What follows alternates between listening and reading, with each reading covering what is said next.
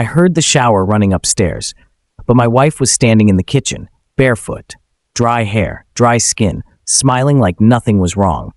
And from her pocket, I heard a phone vibrate. Not her phone, a second one. I didn't say a word. I didn't move. I just stood there with my keys still in my hand, trying to act normal while my entire stomach turned to ice. She looked at me. "You're home early." "Yeah," I said, forcing my voice to stay calm. "Meeting got canceled." She nodded, too quickly, like she'd practiced that reaction. The phone vibrated again. She pressed her hand against her pocket like she could physically stop it. Then she did something I'll never forget. She laughed, a small, nervous laugh, and said, "That's probably one of those spam calls." "Spam? On a phone you don't even own?" I swallowed hard. "You have a new phone?" Her smile didn't reach her eyes. "It's not mine." That was the first lie, and it wasn't even the worst one. To anyone new listening, welcome to StoryBridge TV. And to the ones who keep coming back, I appreciate you more than you know. This channel shares stories like this every single day, so if you want to keep hearing them, hit subscribe and become part of this community. That morning, I had left the house like any other day. Same routine, same quick kiss, same drive safe from her by the door. We'd been married 7 years. No big fights, no screaming matches, just ordinary life.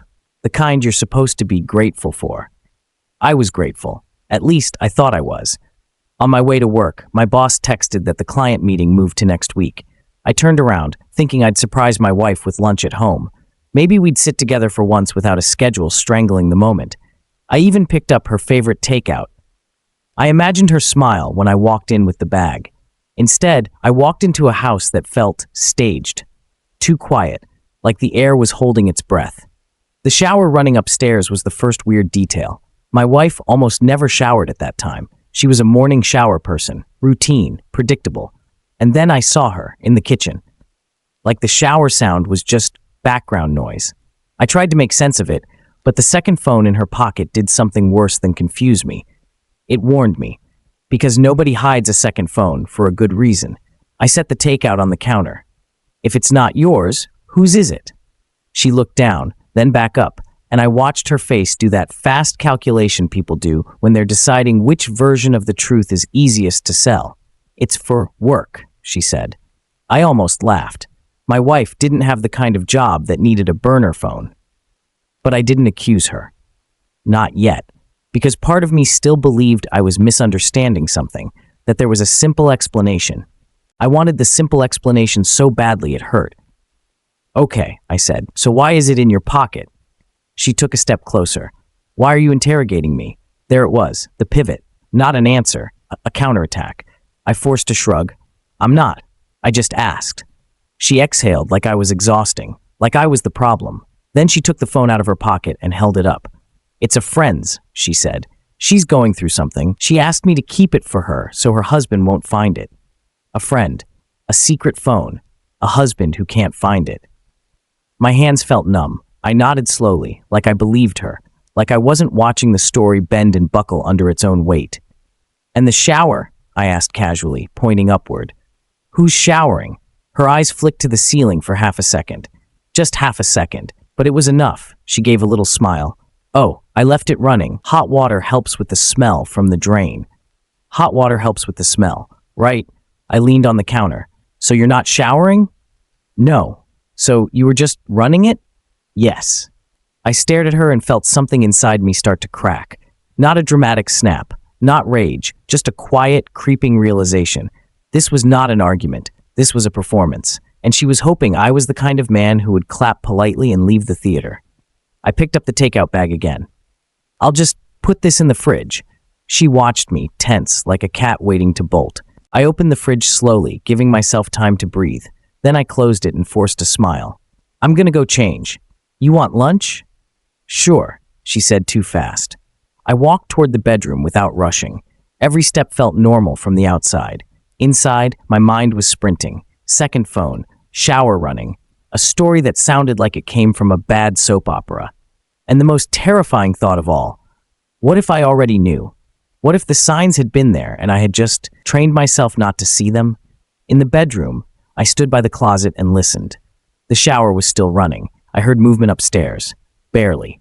a floorboard creak. Then, silence again. My wife called from downstairs. "You okay?" "Yeah," I lied back. "Just changing." I stepped into the bathroom and locked the door. My heart was pounding like I was the one cheating. I stared at my own reflection. My face looked the same, but my eyes looked older, like they had just been shown something they couldn't unsee. I opened the drawer where my wife kept extra towels. Nothing.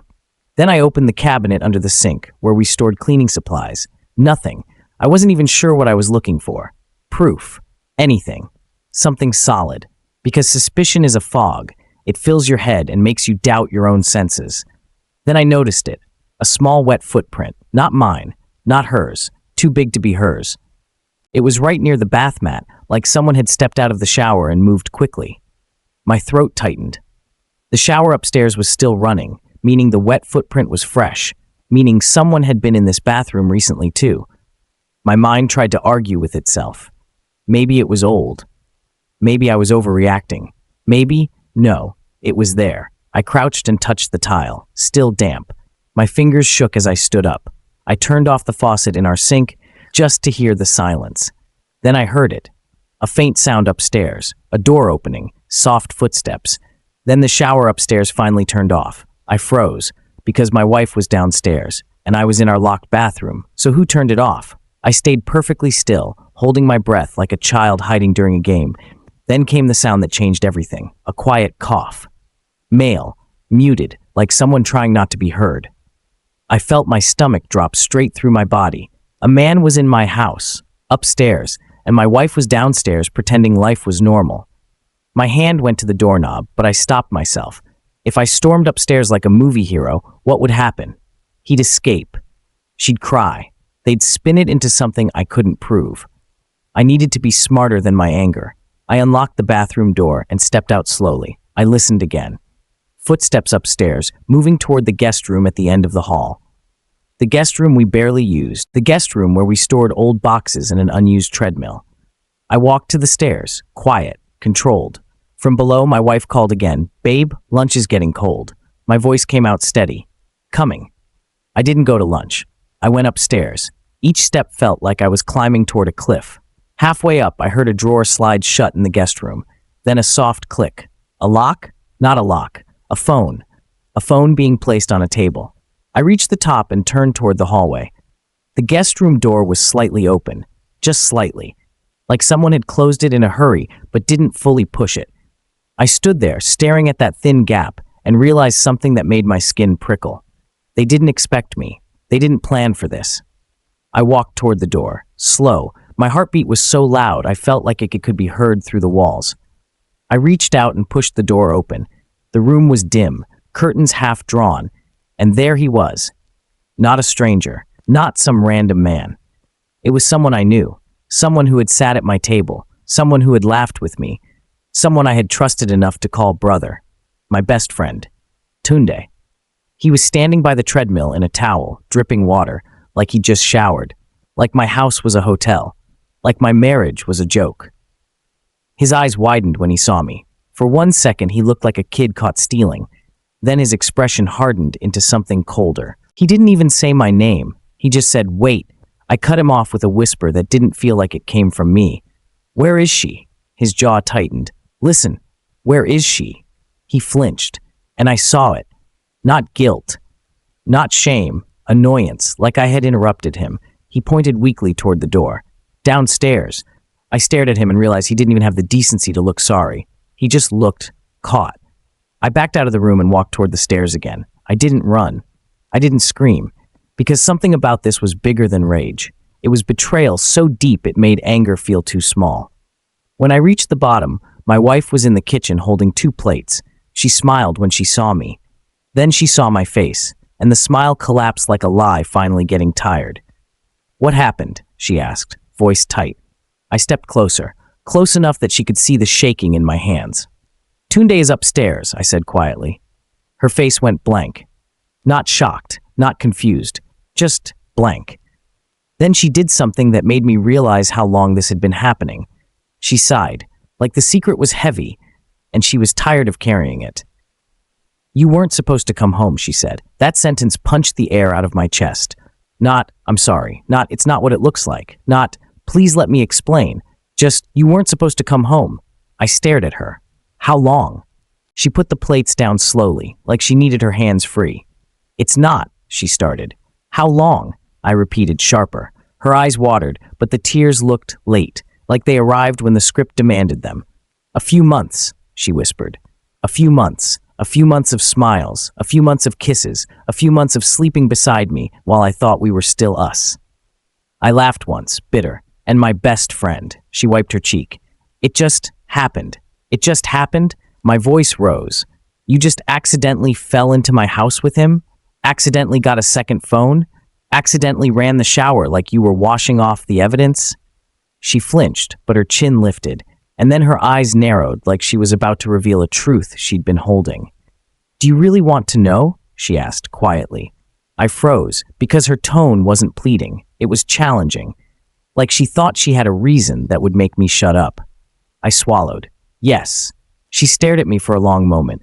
Then she said, You left me alone in this marriage, long before he touched me. The words hit, and for a second, my brain tried to process them like a normal argument. But nothing about this was normal. You're blaming me, I said. I'm telling you what happened, she replied, voice trembling. I tried to talk to you. You were always tired, always busy, always somewhere else. I stared at her like I was looking at a stranger wearing my wife's face. You could have told me, I said. You could have asked for counseling. You could have walked away. You could have... I did tell you, she snapped. Then she softened, quickly, like she regretted raising her voice. You didn't hear me. I stood there feeling two emotions fight inside me. One was pain. The other was anger. Because part of me knew we had been distant. I had thrown myself into work. I had assumed stability meant everything was fine. But distance is not permission. Loneliness is not a free pass to burn down someone else's life. You chose him, I said, my best friend. Her eyes dropped. And that's when I knew. It wasn't random. It wasn't an accident. It wasn't just loneliness. It was something else. Something uglier. Because there are a million men in the world. But she chose the one who could hurt me the most. That night, I didn't sleep. I sat on the edge of the bed while my wife slept in the guest room like she had earned the right to be the victim. I stared at the wall and replayed moments from the past few months. Her phone always face down. Her sudden girls' nights. The way she'd smile at certain messages and tilt her screen away. The way she'd started wearing perfume, even on days she stayed home.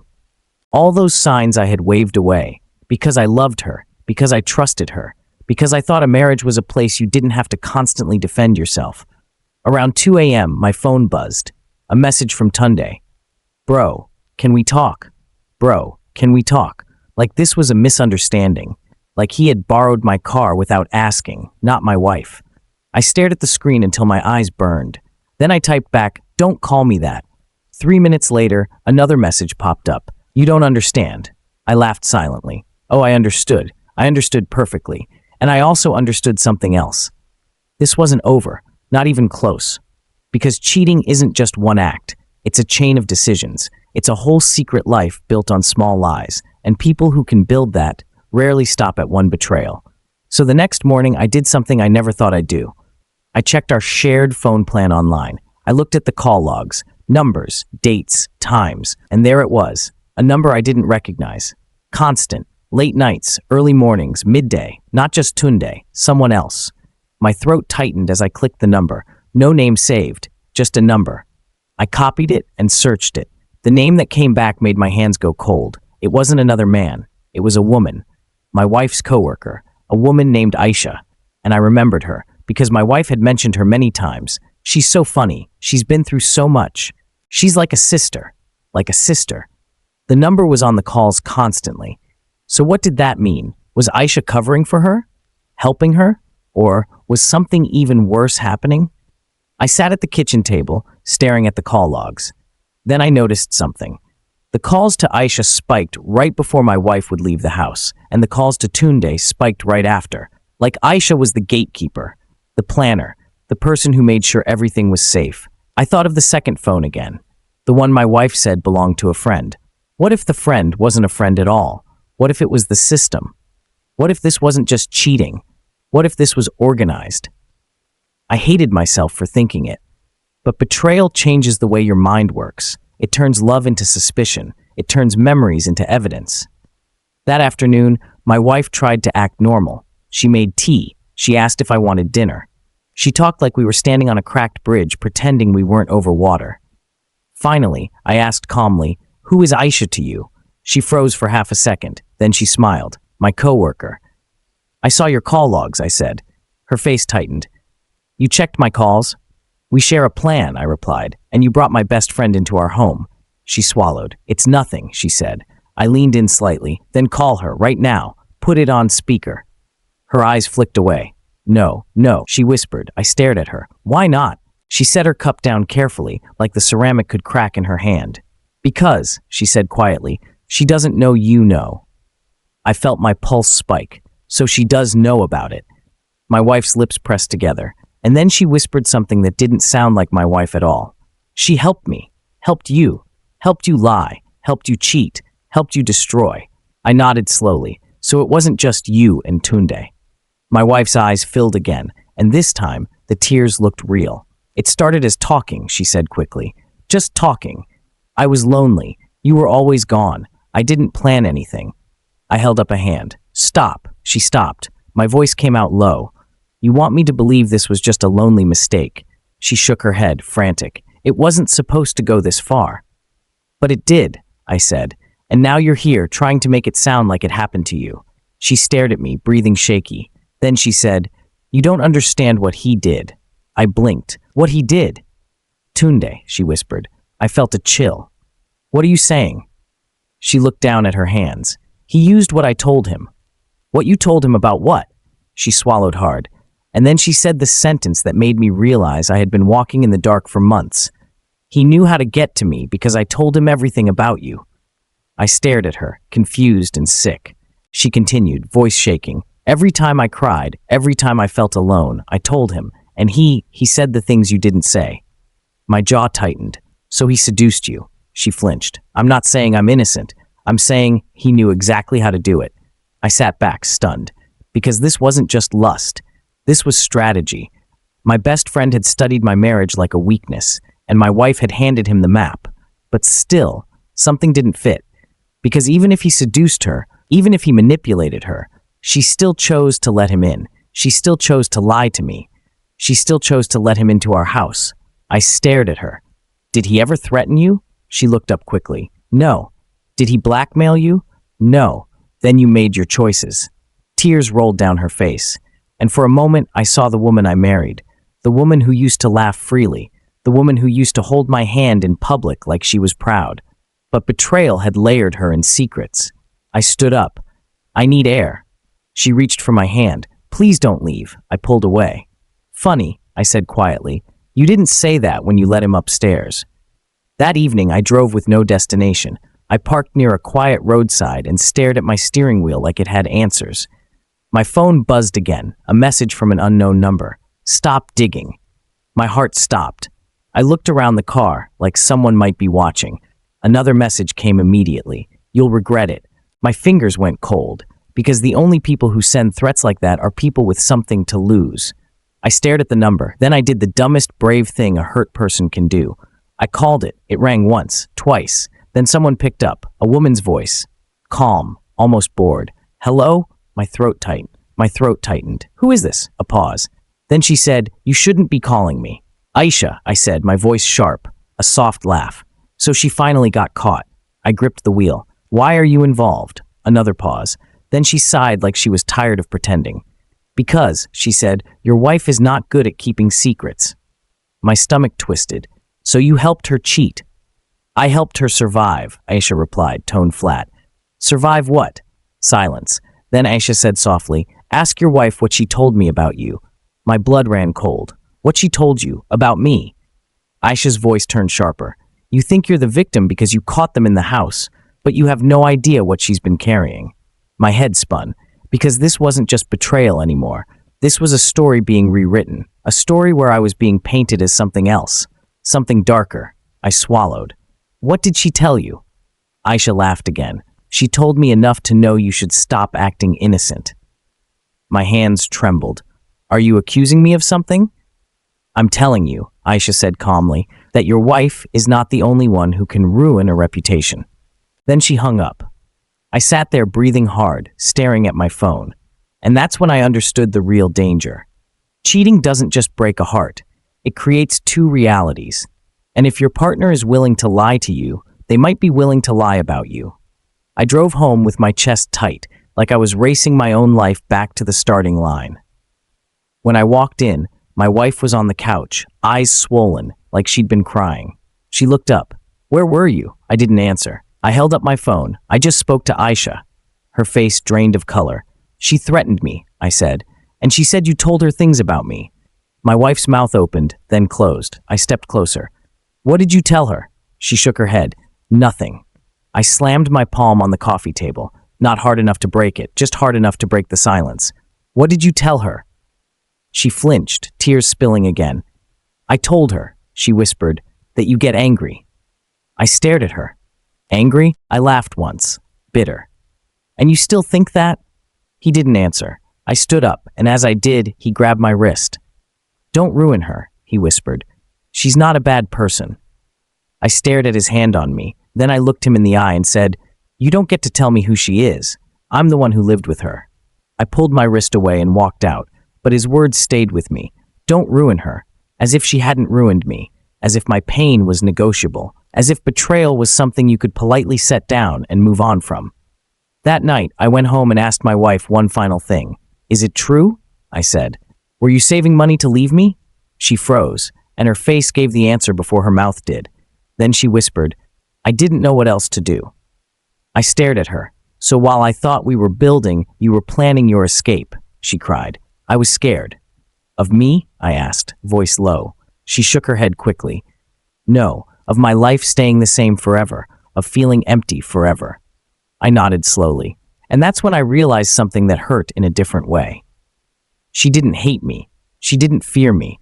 She just didn't value me enough to be honest. She valued comfort more than truth, and she valued her image more than my heart. I exhaled. "You should have left clean," she whispered. "I didn't want to be the bad guy." I stared at her for a long moment. Then I said, "You became worse than the bad guy." Her sob turned into a quiet wail. But I didn't comfort her, because comfort is what you give someone you trust, and trust was gone. I walked to the closet and pulled out a suitcase. She stood up quickly. "What are you doing?" "I'm leaving," I said. Her voice cracked. "Why do you have to leave? This is your home." I paused, because that was the cruelest part.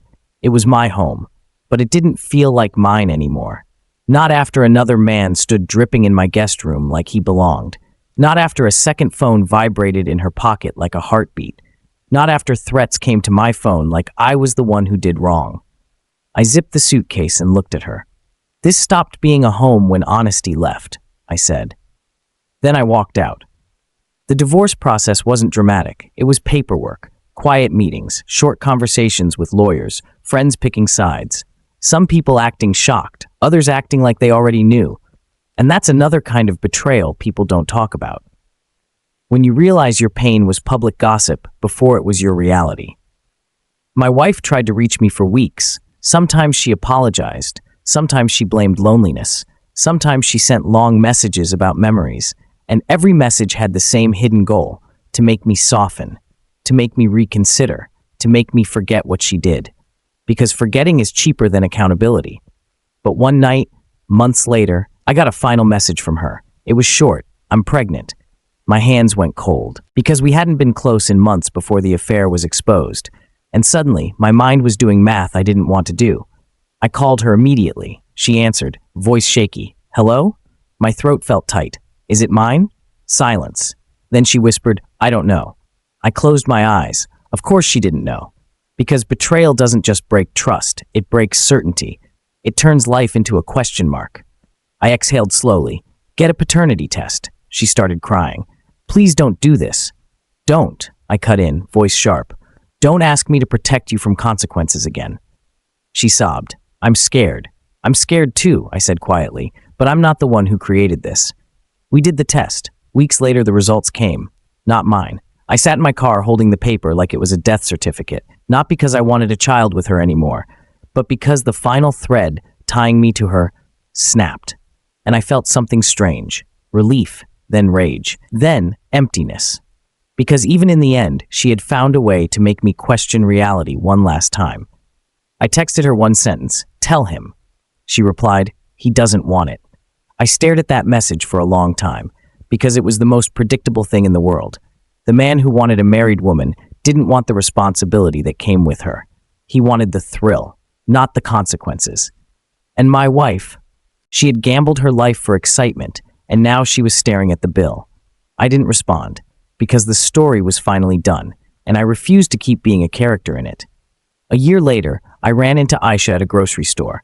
She was alone in the aisle, scanning shelves like she had nothing to hide. She saw me and smiled slightly like we were old friends.